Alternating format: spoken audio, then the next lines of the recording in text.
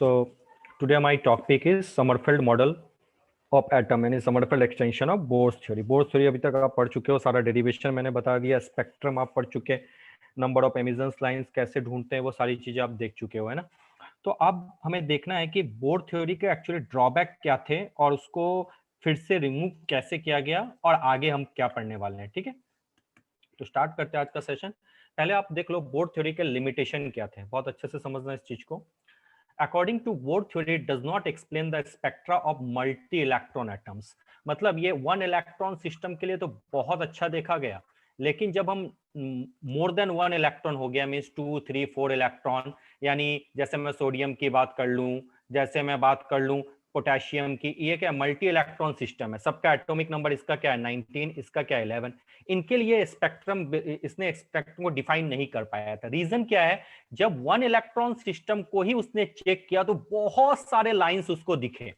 देखो इसमें लिखा है when a high resolving power spectroscope is used it is found that the spectral line in the hydrogen spectrum is not simple line but a collection of several line. मतलब आपने जो ये single line पढ़े थे Lyman series में, इस तरह से लाइन, इस लाइन के अंदर भी उसने देखा कि बहुत सारे लाइंस हैं।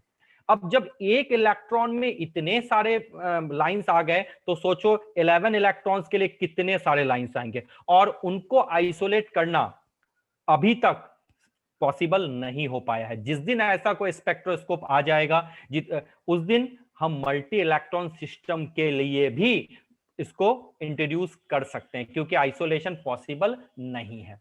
पहला समझ में आ गया। दूसरा, बोर थ्योरी से लाइन स्पेक्ट्रम तो पता चल गया, लेकिन उसने बोला कि जो ये आप लाइन पढ़ रहे हो, इस लाइन के अंदर भी बहुत सारे लाइन हैं। ये बोर ने तो सिंपल लाइन स्पेक्ट्रम बताया, लेकिन बाद में जब इसको चेक करके देखा गया तो इस लाइन के अंदर भी बहुत सारे लाइन थे, और इन लाइन को बोला गया, जो इससे स्पेक्ट्रम बना उसको बोला गया फाइन स्पेक्ट्रम। यानी बोर ने लाइन स्पेक्ट्रम तो बता दिया, लेकिन फाइन स्पेक्ट्रम नहीं बता पाया। यानी bore theory could not explain the fine spectrum of even the hydrogen atom. Mind में सेट, लाइन स्पेक्ट्रम समझ में आ गया, लेकिन लाइन के अंदर भी लाइन है, यानी फाइन स्पेक्ट्रम बोर ने नहीं बताया। उसके बाद it does not explain the splitting of a spectral line into a group of final lines under the influence of magnetic field। यानी जब लाइन स्प्लिटिंग स्पेक्ट्रल लाइन का जो स्प्लिट होता है इनटू बहुत छोटे छोटे लाइंस में under the influence of magnetic field and electric field, यानी इसको बोलते हैं जीमेन इफेक्ट। अगर कोई पूछे व्हाट इज जीमेन इफेक्ट, तो बोलना the splitting of spectral line in a group of final line under the influence of magnetic field, और under the influence of electric field को हम लोग बोलते हैं बच्चों स्टार्क इफेक्ट। तो अगर कोई पूछे व्हाट इज स्टार्क इफेक्ट, तो बोलोगे the splitting of spectral line under the influence of electric field is called Stark effect, and the splitting of spectral line under the influence of magnetic field is called Zeeman effect। ये bore theory, यानी bore theory basically जो था वो line spectrum को define कर पाया, one electron system के लिए डिफाइन हो पाया, लेकिन फाइन स्पेक्ट्रम को ये डिफाइन नहीं कर पाया। अब फाइन स्पेक्ट्रम क्या है, उसके लिए आया था बच्चों समरफेल्ड मॉडल ऑफ एटम, यानी Sommerfeld extension of Bohr's theory. अब ध्यान से पहले समझ जाना, पहले मेरी बात समझो। आपको पता है बोर्स थ्योरी ने क्या इंट्रोड्यूस किया?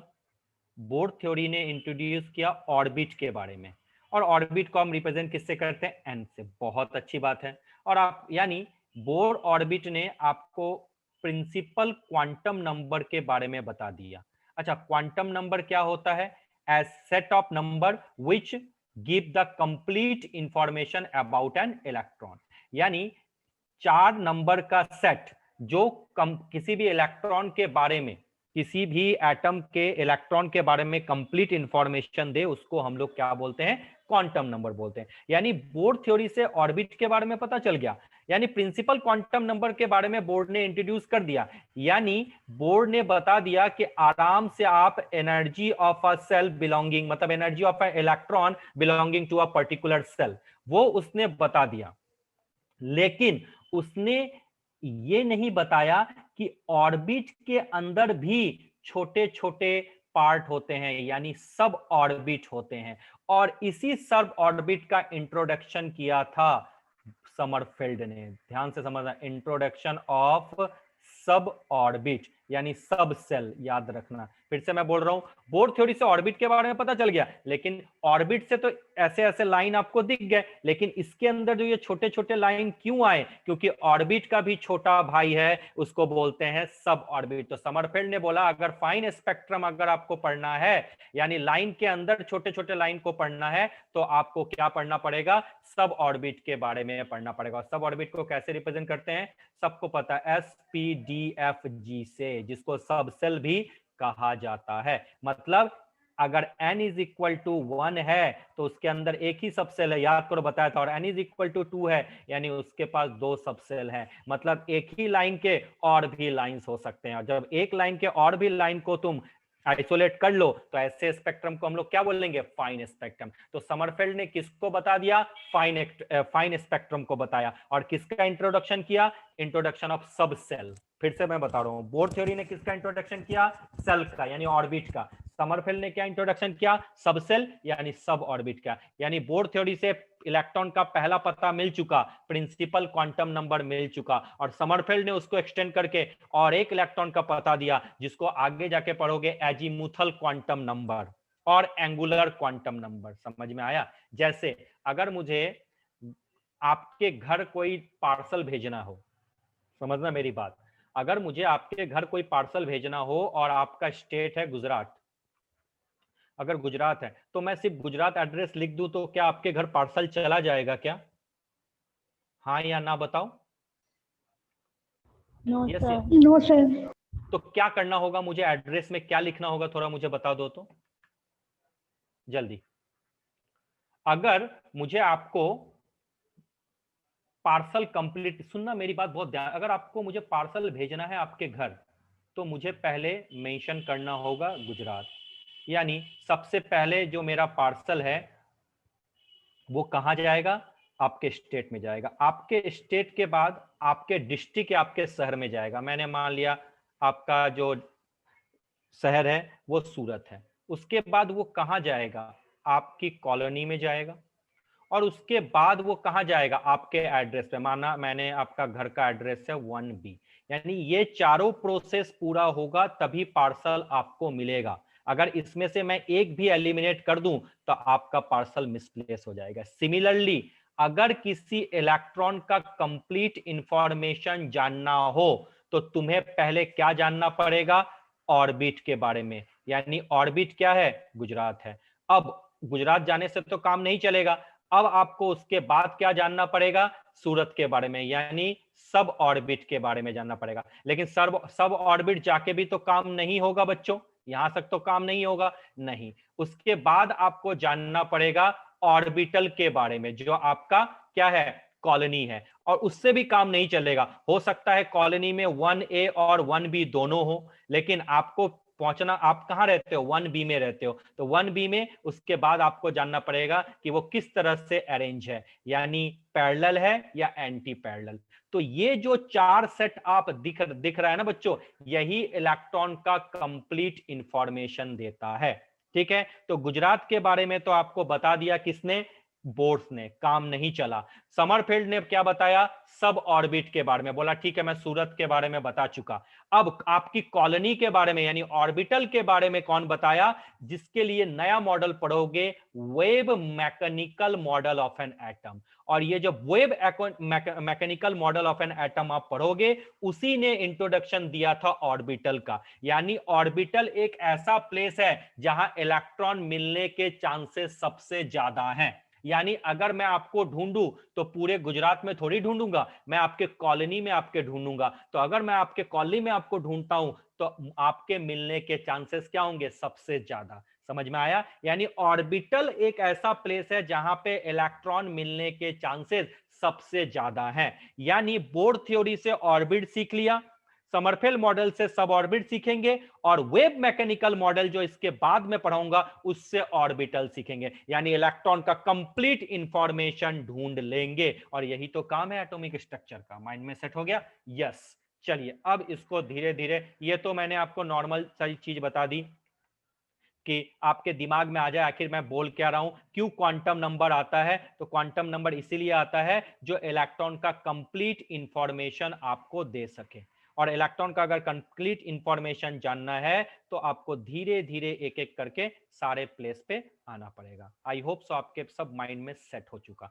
अब कैसे ये होता है और किस तरीके से हम ढूंढते हैं उस चीज को हम लोग पढ़ रहे हैं, ठीक है। और कैसे क्या होगा थोड़ा सा वेट कर लो, समझ में आ जाएगा। तो समरफील्ड के बारे में बेसिक्स मैंने आपको बता दिया। अब उस बेसिक्स पे थोड़ा सा हम अपने आप को एक्यूमुलेट करेंगे। In order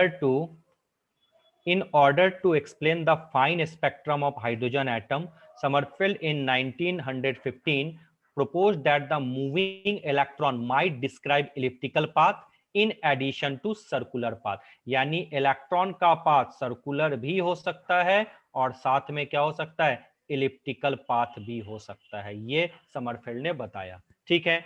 and the nucleus is situated at one of the foci. आपको पता है अगर पाथ इलिप्टिकल हो तो दो फोकस होते हैं ना, क्योंकि दो एक्सिस होती है, एक मेजर एक्सिस और एक माइनर एक्सिस। इसको मैंने लिख दिया मेजर एक्सिस और इसको मैंने बोल दिया माइनर एक्सिस, क्लियर। और अगर सर्कल है तो आपको पता मेजर और माइनर तो होगा नहीं, क्योंकि न्यूक्लियस का डिस्टेंस हर एक पार्ट से बिल्कुल क्या होगा, सेम हो जाएगा। यही था, समझ में आया। तो क्या बोला कि सर्कुलर भी हो सकता है और साथ में इलिप्टिकल पाथ भी हो सकते हैं। चलिए ये चीज उसने बता दिया। अब ध्यान से देखना, during motion on a circle only the angle of revolution change. यानी अगर सर्कुलर पाथ में मूव कर रहा है, मानो इस तरह से मूव कर रहा है, तो आपको पता है एंगल ही तो चेंज होगा। इस जगह जाएगा तो हो सकता है दूसरा एंगल हो जाए, ठीक है, फिर इस जगह जाएगा तो दूसरा एंगल हो जाए। यानी जब सर्कुलर ऑर्बिट में मूव कर रहा है तो only the angle of revolution change while the distance from the nucleus same. आपको पता है यहां से इसका डिस्टेंस, इलेक्ट्रॉन जब यहाँ पे आया यहाँ भी डिस्टेंस, यहाँ से इधर आया ये भी डिस्टेंस सेम है, क्योंकि रेडियस है ना सब, और रेडियस तो आपको पता है बिल्कुल सेम होते हैं, बिल्कुल। लेकिन जब वो इलिप्टिकल मोशन में होता है, यानी इलिप्टिकल पाथ में होता है, तो एंगल ऑफ रिवोल्यूशन, सपोज करो इस तरीके से इलेक्ट्रॉन मूव कर रहा है, ठीक है, ये आपका मेजर एक्सिस है और ये आपका माइनर एक्सिस है, और मैंने मान लिया कि electron one of the foci पे है, यानी इलेक्ट्रॉन इस जगह पे है, ठीक है। अब ये यहां से ये इस तरीके से, या मान लिया मैंने यहां से ये मूव कर रहा है इस तरीके से, ठीक है बच्चों। तो जब इलिप्टिकल में मूव करता है तो सपोज करो इलेक्ट्रॉन यहां आ गया, सपोज करो इलेक्ट्रॉन इधर आ गया, और सपोज करो इलेक्ट्रॉन इस तरफ आ गया, तो मुझे एक चीज बताओ, क्या ये यहाँ पे आपका न्यूक्लियस है, न्यूक्लियस से यहाँ इस इलेक्ट्रॉन का डिस्टेंस, जब इलेक्ट्रॉन यहाँ आया क्या डिस्टेंस सेम है, यहाँ इलेक्ट्रॉन आया क्या डिस्टेंस सेम है।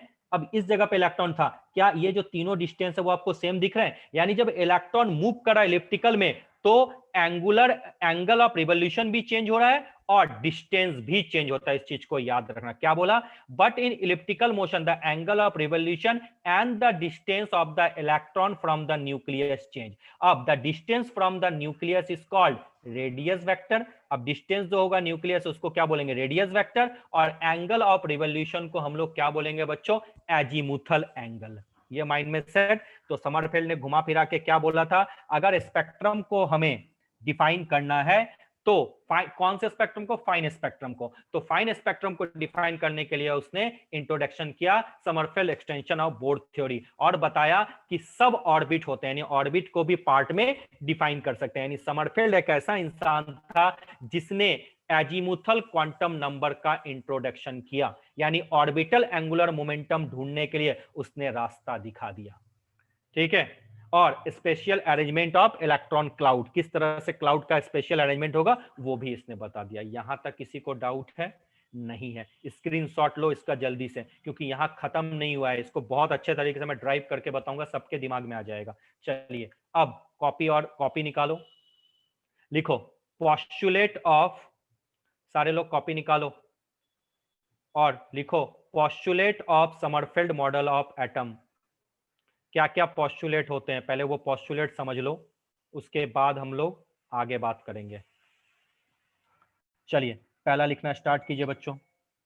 फर्स्ट, ये भूलना मत, इसी से क्वेश्चन आता है। अगर ऑप्शन में दिया रहे पाथ ऑफ द इलेक्ट्रॉन, तो path of the electron circular नहीं, बोथ सर्कुलर एंड इलिप्टिकल, दोनों में से कुछ भी हो सकता है। कब क्या होंगे वो बताऊंगा मैं। लिखिए पहला, द ऑर्बिट में द पाथ ऑफ इलेक्ट्रॉन, लिखो द पाथ ऑफ इलेक्ट्रॉन में बी सर्कुलर और इलिप्टिकल।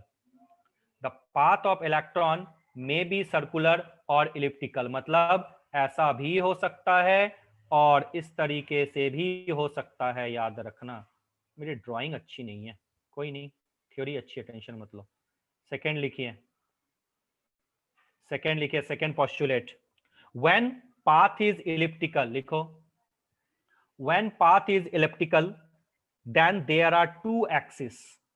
जब पाथ इलिप्टिकल होंगे तो कितने एक्सिस होंगे? There are two axis. इसको लिखो, first major axis, second minor axis. Figure भी ड्रॉ करते जाना, first major axis and second one is minor axis. लिखा? अब लिखो, when the length of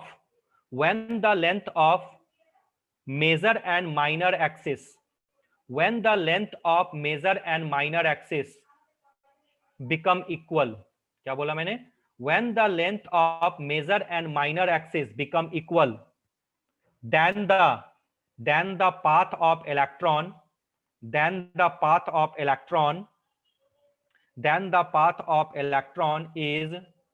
is circular। जब ये दोनों सेम हो जाएं तो आपको पता सर्कुलर ही तो हो जाएगा। Then the path of electron is circular. लिख लिया? अब लिखो third number,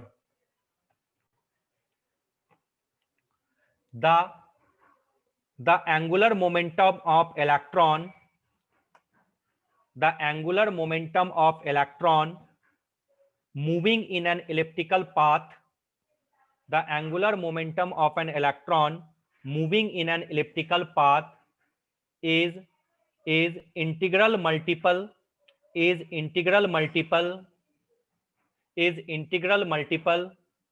of h upon 2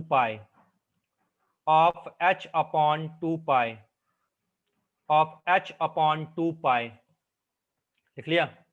of h upon 2 pi। अब लिखो of h upon 2 pi, लिख लिया? नाउ लिखो, let n is equal to length of major axis, let n is equal to length of major axis and k is equal to length of minor axis, and k is equal to length of minor axis। लिख लिया? अब लिखो n by k is equal to, क्या लिखोगे जल्दी बताओ? Length of, ये theory है, अभी इसको एलाबोरेट करूंगा, मेजर एक्सिस अपॉन के जगह क्या लिखोगे? Length of minor axis. Clear? लिख लिया? स्टार बना के लिखो, length of minor axis cannot be zero, length of minor axis cannot be zero, नीचे कभी जीरो हो ही नहीं सकता। Length of minor axis cannot be zero. Under this situation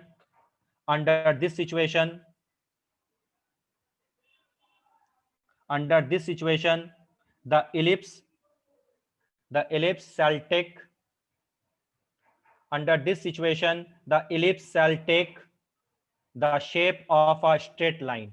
यानी अगर k जीरो हो जाए तो इलिप्स नहीं, पाथ जो होगा इलेक्ट्रॉन का वो क्या हो जाएगा? स्ट्रेट लाइन हो जाएगा। ये जब ये होगा ही नहीं, ये देखो ये लाइन जीरो हो जाए तो ये जो चीजें हैं ये उठ के यहाँ आ जाएगी, तो इस लाइन कैसा दिखेगा? बिल्कुल स्ट्रेट लाइन ऐसा दिखेगा ना। तो ऐसा हो नहीं सकता क्योंकि इलेक्ट्रॉन का पाथ या तो सर्कुलर होगा या तो इलिप्टिकल होगा। लिख लिया? उसके बाद लिखो, length of major axis is always less than the length of major axis, the length of minor axis, pardon, लिखो, the length of minor axis is always less than the length of major axis। ये तो सबको पता है।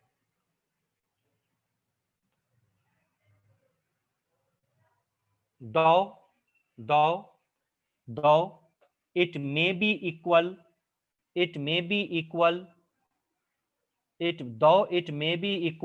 to the major axis, means जो length है k वो हमेशा ऐसे लिख लेना n से छोटा होगा या बराबर हो सकता है, ये वाला कंडीशन लिख लो। यानी लेंथ ऑफ मेजर एक्सिस या तो छोटा होगा या तो बराबर होगा। जब बराबर होगा तो पाथ कैसा होगा बच्चों? सर्कुलर हो जाएगा। समझ में आया? ये बता दिया। यहां तक सबके माइंड में सेट। चलिए अब ध्यान दीजिए, नेक्स्ट लिखिए, नेक्स्ट लिखिए, नेक्स्ट पोस्टुलेट लिखिए। Sommerfeld suggested that Sommerfeld suggested that Sommerfeld suggested that orbits are made up of orbits are made up of sub energy level. Orbits are made up of sub energy level, and these are called subcell or suborbits. These are called subcell or suborbit. Bracket में लिख देना SPDF, सब small में लिखना बच्चों, capital में लिखे तो गए, स्मॉल में लिखना SPDFG dot dot dot SPDFG SPDFG। उसके बाद लिखो these subcells have slightly different energies। In subshell की एनर्जीज भी क्या होती है? डिफरेंट होती है। लिखिए, और सबसे कम किसकी होती है? ऐसे लिख देना S की, P, then D, then F, then G। ये ऑर्डर लिख लेना। अब जब एनर्जी डिफरेंट होगी तो स्पेक्ट्रम भी डिफरेंट होगा। स्पेक्ट्रम डिफरेंट होगा तो एक बड़ा सा लाइन का कितने छोटे छोटे लाइन और बन जाएंगे, और इसी छोटे छोटे लाइन को क्या बोलते हैं? Fine spectrum. यानी कहीं ना कहीं समरफेल्ड आ चुका अपने ट्रैक पे, वो बता रहा है कि ऑर्बिट का भी छोटा भाई होता है सब ऑर्बिट, जिसको हम लोग बोलेंगे SPDF। नेक्स्ट पोस्टुलेट लिखो, नेक्स्ट उसमें लिखो समरफेल्ड introduced a new quantum number called angular or azimuthal quantum number, called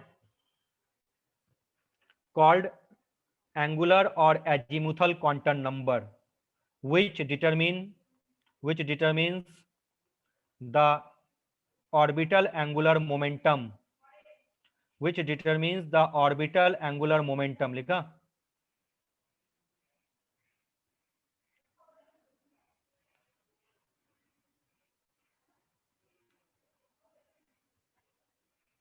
which determines the orbital angular momentum।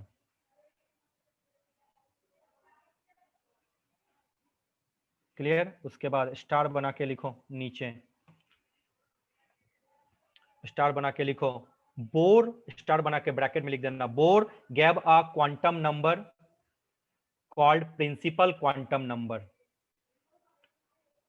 Bore ने क्या दिया था? प्रिंसिपल क्वांटम नंबर दिया था, याद रखना। लिख लिया?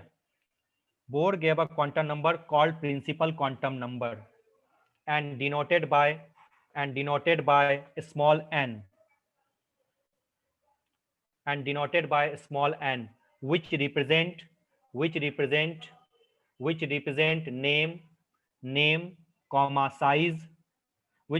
name comma size, and energy of the cell to which the electron belongs,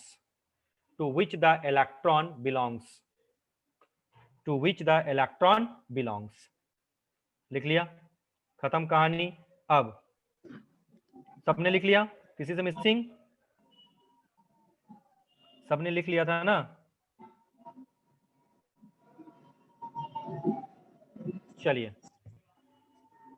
mic बंद करो, जिसके माइक ऑन है माइक बंद करो। आई थिंक बैकग्राउंड में पूजा चल रही है क्या? माइक बंद कर लो। चलिए ठीक है बच्चा लोग, यहां तक आपको समझ में आ गया। चलिए अब कैसे ढूंढते, ये पोस्टुलेट सब अपने पास इधर रखो और समझो मेरी बात मैं क्या बोलना चाहता हूं। ये आप लोगों को जो मैंने चीजें बताई वो समझ में आ चुका कि ये बोर्ड्स हैं, इस तरीके से बोर्ड्स को एक्सटेंड किया था, क्यों किया था। अब सपोज करो इलेक्ट्रॉन मूव कर रहा है, ये देखो सामने में आपका इलेक्ट्रॉन मूवमेंट हो रहा है, ठीक है। ये आपका क्या है? न्यूक्लियस है, और इस जगह पे मैंने मान लिया इलेक्ट्रॉन मूव कर रहा है, ठीक है। और आपको पता है जब भी किसी इलिप्टिकल पाथ में होता है तो इसी तरह से तो मूवमेंट होती है, स्ट्रेट तो होती नहीं है। अब वेक्टर आप लोगों ने फिजिक्स में पढ़ रखा है, तो जब वेक्टर पढ़ रखा है तो आपको पता है इसके दो कंपोनेंट होंगे। ये जो वेलोसिटी v है इसको हम लोग क्या बोलेंगे, टेंजेंशियल वेलोसिटी बोलेंगे, टेंजेंशियल वेलोसिटी। अब इसके क्या होंगे, जब वेक्टर वेक्टर में ब्रेक डाउन करेंगे तो इसके दो वेलोसिटी, दो पार्ट होंगे। एक क्या होगा, perpendicular to the radial vector, और एक क्या होगा, बिल्कुल साइड में उसके साथ हो जाएगा, अलोंग द रेडियस वेक्टर। ये क्या है आपका रेडियस वेक्टर है ना, distance of the nucleus from the electron, ये ध्यान रखना, जिसको भी डाउट है वो पूछते जाना, ये आपका रेडियस वेक्टर है। और इलेक्ट्रॉन मूव कर रहा है, यानी टेंजेंशियल वेलोसिटी। इसके दो कंपोनेंट होंगे, एक क्या होगा perpendicular to the radius vector, एक क्या होगा अलोंग द रेडियस वेक्टर। अगर अलोंग द रेडियस वेक्टर है तो उस वेलोसिटी को हम लोग क्या बोलेंगे, रेडियल वेलोसिटी। और परपेंडिकुलर टू द, अगर आपका रेडियस वेक्टर है तो उस वेलोसिटी को हम लोग क्या बोलेंगे, एंगुलर वेलोसिटी बोलेंगे क्या, बिल्कुल। यानी वेलोसिटी के दो कंपोनेंट आपने तोड़ दिए। जब वेलोसिटी दो है तो मोमेंटम भी तो दो होगा, बिल्कुल। यानी जब इलेक्ट्रॉन इलिप्टिकल पाथ में मूव कर रहा है तो उसके वेलोसिटी दो पार्ट में हो गए, एक अलोंग द रेडियस वेक्टर, एक perpendicular to the radius vector. Along the radius vector को क्या बोलेंगे, रेडियल वेलोसिटी, और perpendicular to the radius vector को क्या बोलेंगे, एंगुलर वेलोसिटी। ये सब फिजिक्स में भी पढ़े हो। चलिए, अब वेलोसिटी दो होंगे तो मोमेंटम भी दो होंगे, यानी जब इलेक्ट्रॉन इलिप्टिकल पाथ में मूव करेंगे तो इसमें दो मोमेंटम होंगे, एक होगा रेडियल मोमेंटम और दूसरा होगा क्या, जल्दी से बता दो, एंगुलर, या इसी को बोलते हैं बच्चों एजीमुथल मोमेंटम। ध्यान से समझना, जो चीजें अभी तक मैंने पढ़ाई थी वो सिर्फ थ्योरी थी, थ्योरी से आपका कुछ नहीं होने वाला, चीजें समझो। एक होगा रेडियल मोमेंटम, एक होगा एंगुलर मोमेंटम, ठीक। अब आप पढ़ो बोर्ड थ्योरी में क्या बोला था कि एंगुलर मोमेंटम या momentum of an electron is integral multiple of h upon 2 पाई होता है, बिल्कुल। अब यहां पर भी तो मोमेंटम है, तो रेडियल मोमेंटम के जगह मैंने क्या लिख दिया, देखो ध्यान से, radial momentum is equal to, फिर से NH अपॉन 2 पाई हो जाएगा, तो रेडियल मोमेंटम के जगह मैंने लिख दिया NH अपॉन 2 पाई। रेडियल मोमेंटम है तो यहाँ पे NR लिख दिया ताकि आपको समझ में आ जाए। अच्छा, अब मैं बोलूं एंगुलर मोमेंटम, एंगुलर मोमेंटम क्या होगा, फिर से NH अपॉन 2 पाई, तो यहाँ पे एंगुलर मोमेंटम को यहाँ से क्या कर दिया, N फाई कर दिया। क्लियर, ये दोनों चीजें समझ में आ गई। अब N is equal to NR plus N phi. Clear, इस चीज को याद रखना। N मतलब क्या, जल्दी से बता दो, N मतलब हो जाएगा length of the major axis. अभी लिखा चुका हूं, देखो, N मतलब length of the major axis. और ये जो N फाई है इसी को हम लोग बोलते हैं K, अभी लिखा चुका हूं, या इसको K बोलो या N फाई बोलो, इसको बोलते हैं लेंथ ऑफ माइनर एक्सिस। खत्म, बात नहीं हुई है। ये चीजें स्क्रीनशॉट लो तुरंत, चीजों को समझो, डेरिवेशन हो रहा है अच्छे तरीके से, कुछ भी मैंने नया नहीं किया, ठीक है। अब ध्यान दो, अब अगर मैं बोलूं N अपॉन K मतलब क्या, NR plus N phi upon N phi, यानी क्या देख रहे हो, जल्दी बता दो, length of major axis, yes, upon क्या लिखोगे, जल्दी बता दो, लेंथ ऑफ माइनर एक्सिस। बहुत अच्छी बात है, बहुत अच्छे तरीके से लिख दिया। अब आपको पता है N फाई कभी भी आपका जीरो नहीं हो सकता। अगर N फाई इक्वल टू 0 हो जाए तो याद रखना पाथ ऑफ इलेक्ट्रॉन क्या हो जाएगा बच्चा, स्ट्रेट लाइन हो जाएगा, जो कि पॉसिबल नहीं है। फिगर से भी आप देख सकते हो बार बार, ये देखो, ये जो लाइन दिख रहा है, ये लाइन अगर आपका N फाई शो कर रहा है, यही 0 हो जाए तो ये जो डिस्टेंस है ये उठ के यहां आ जाएगा, तो स्ट्रेट लाइन ही तो दिखेगा, जो कि पॉसिबल नहीं है। ये पहला आ गया। तो जो N फाई की वैल्यू है वो या तो N के इक्वल होगी, यानी N phi is less than और equal to NR plus N phi, मतलब N के इक्वल, और N क्या है, length of the major axis. अब इस चीज को थोड़ा सा ध्यान रखना, जैसे जैसे कॉपी में लिखो, जैसे जैसे N फाई की वैल्यू बढ़ती जाएगी, यानी टुवर्ड्स द N जाएंगे, लिखो, with increase the value of N phi the ellipticity of the path decreases।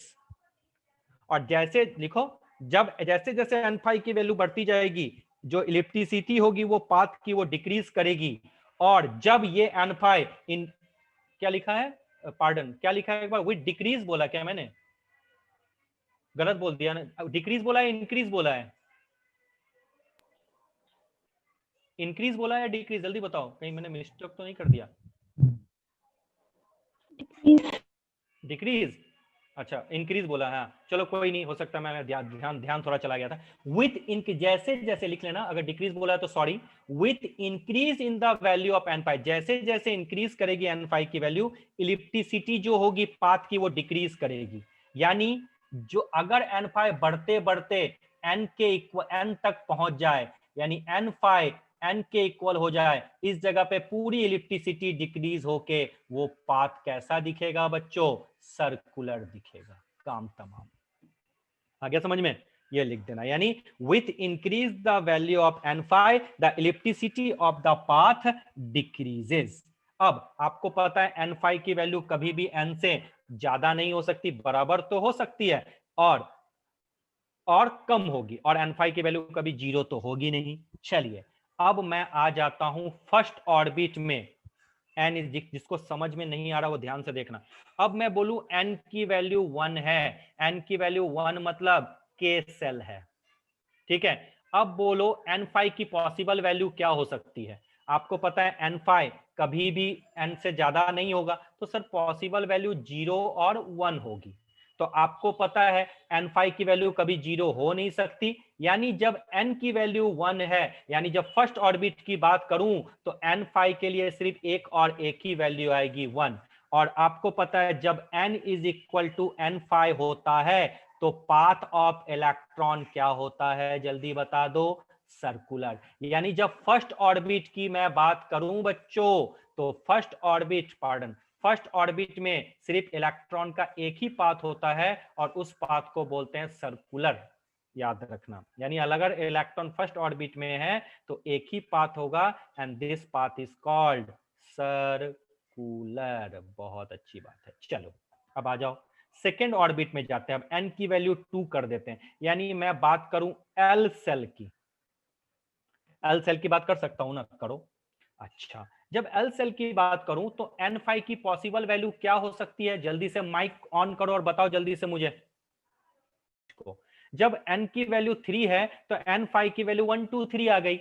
जब मैं n5 की वैल्यू 1 और 2 लेता हूं तो दोनों केस में क्या देख रहा हूं, n5 is less then n, यानी इलेक्ट्रॉन का पाथ क्या हो जाएगा, जल्दी बता दो, इलिप्टिकल। यानी और अगर जब मैं n5 की वैल्यू 3 लूं तो मैं क्या देखता हूं, n5 is equal to n, यानी पाथ कैसा हो जाएगा बच्चा लोग, सर्कुलर। तो बताओ अगर electron n is equal to 3 orbit में मूव कर रहा है तो कितने इलिप्टिकल पाथ हुए, सर 2 इलिप्टिकल पाथ। कितने सर्कुलर पाथ हुए, एक सर्कुलर पाथ। और आपको पता है n इज इक्वल टू 3 मतलब कितने सब सेल, s p और d, याद आया, ट्रिक सिखाया था, देखो आ गया, 3 है। और s तो आपको पता ही है इसी तरह से तो होता है, स्फेरिकल शेप होता है, सर्कुलर में ही मूव करेगा ना। लेकिन pdf उसी का तो शेप बदलता जाता है, डम्बेल, डबल डम्बेल, स्पाइरल।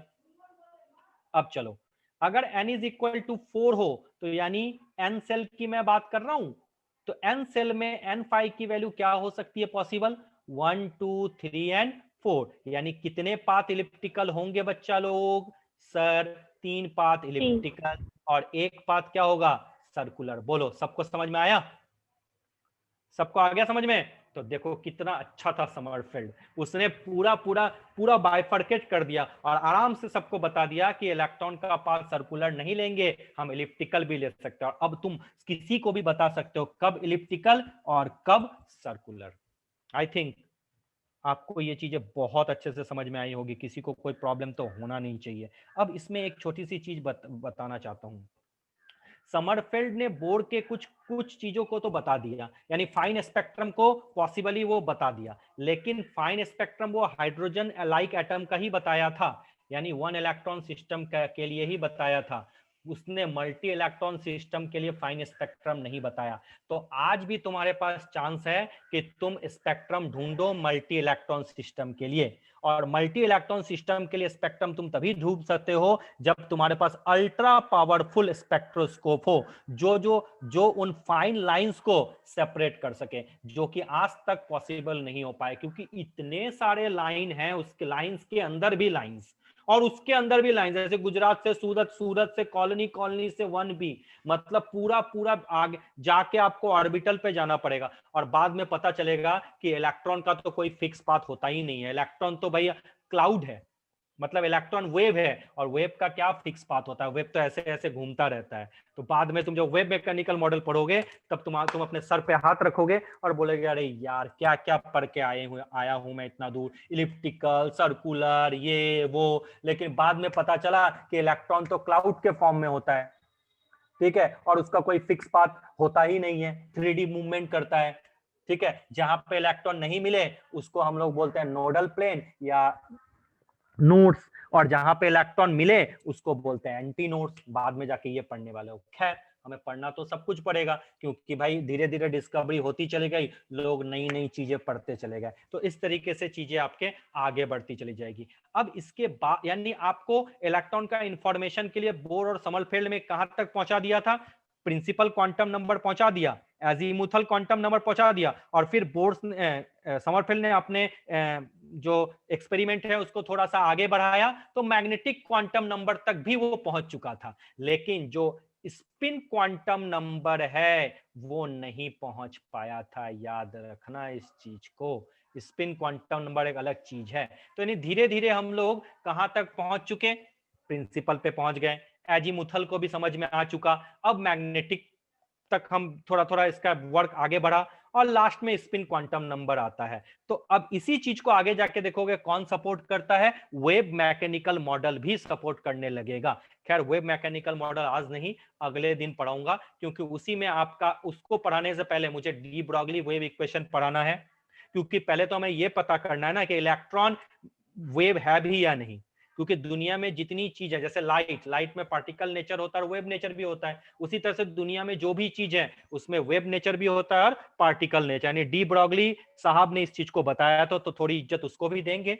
और पहले डी ब्रॉगली पढ़ेंगे, हाइजेनबर्ग अनसर्टेनिटी प्रिंसिपल पढ़ूंगा, उस पे क्वेश्चंस करेंगे, दैट हम लोग जाएंगे सोडिंजर वेव इक्वेशन पे। तब सोडिंजर ने इंट्रोडक्शन किया था एटॉमिक ऑर्बिटल का। यानी गुजरात तो बोर्ड बता चुका, सूरत किसने बताया भैया, समरफेल्ड ने, और आपकी कॉलोनी के बारे में कौन बताएगा, सोडिंजर वेव इक्वेशन। यानी तब जाके हम सांस लेंगे कि अब मैं इलेक्ट्रॉन पहुंचने वाला हूं, और उसके बाद जब इलेक्ट्रॉन का अरेंजमेंट देख लेंगे तो इलेक्ट्रॉन का कंप्लीट इंफॉर्मेशन मिल जाएगा। आई होप सो आपको कोई दिक्कत नहीं है, यहां तक मैंने सारी चीजों को जितना हो सके उसको उतना इजी कर दिया है, आप लोग कर सकते हो। अब 1 बाय 1 मुझे बताओ, किसी को भी डाउट है कहीं पर भी?